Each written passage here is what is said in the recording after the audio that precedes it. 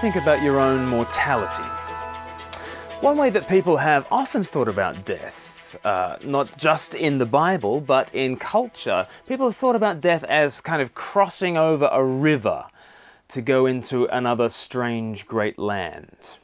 In the Bible, the River Jordan is the river that you must cross, the border that brings you safely into Canaan's land, brings you safely into the land of milk and honey.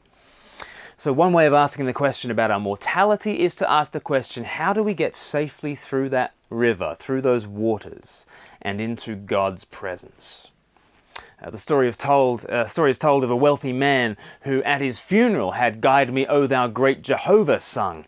And it may have been a typo, but the final verse read as follows: "When I tread the verge of Jordan, bid my anxious fears subside, death of death and hell's destruction, land my safe on Canaan's side." He obviously wanted a little bit of financial security on the other side of the Jordan. You see, treading the verge of Jordan is a phrase about dying. It's about passing over into God's good land. But you can't send your safe on ahead. You can't send on any money ahead. You have no earthly security that will get you through that river. As 1 Timothy 6 says, you can't take it with you. So what is our hope beyond death? The history of Israel is instructive because the whole of the Old Testament shouts at you, do not trust yourself to get through death.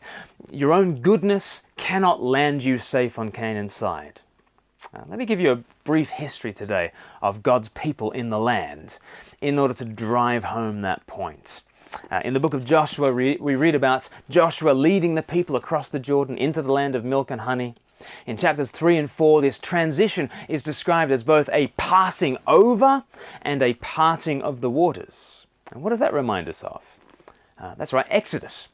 The Passover and the parting of the waters at the Red Sea, they are being referenced. And the reader is being told that entering God's rest is about salvation. It's about going from death to life with Joshua, with Jesus at our head. But as the Old Testament unfolds, we see a bad people ruining a good land. God's people in God's land just mess things up. As Isaiah chapter 63 puts it, they rebelled and grieved God's Holy Spirit. They earned his curses, just as Moses had predicted that they would. Fascinating. In Deuteronomy, in chapter 4, in chapter 30, in chapter 32, Moses says the Israelites would definitely be guilty of sin. Definitely they would be uprooted from the land. Definitely they will be exiled and cast out. But beyond the exile would come their true salvation. Again, you can read this in Deuteronomy 4 and Deuteronomy 32. The hope for God's people was not being good boys and girls in God's land. The hope for God's people lay beyond their own ability to be good. It lay in the Messiah.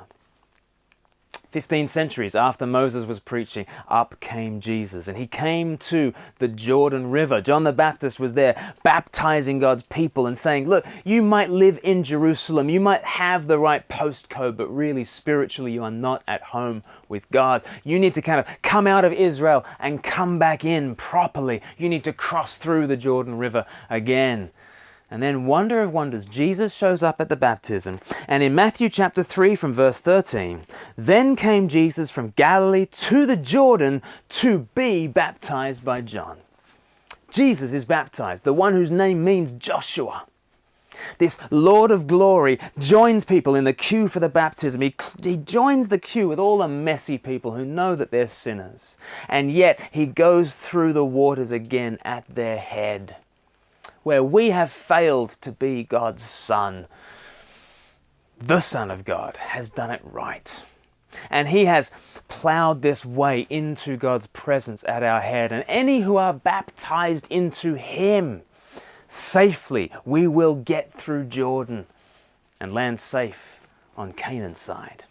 You see, Jesus passed through the waters of judgment for us, and on the cross took all the judgment that should be coming to us. Everything that we might fear about facing God at death, Jesus takes on himself, and he rises up again, comes through those waters. He is safely in God's good land, and he, our true Joshua, is our forerunner, guaranteeing that we too will safely be brought through to Canaan's side. Therefore, when I tread the verge of Jordan, bid my anxious fears subside.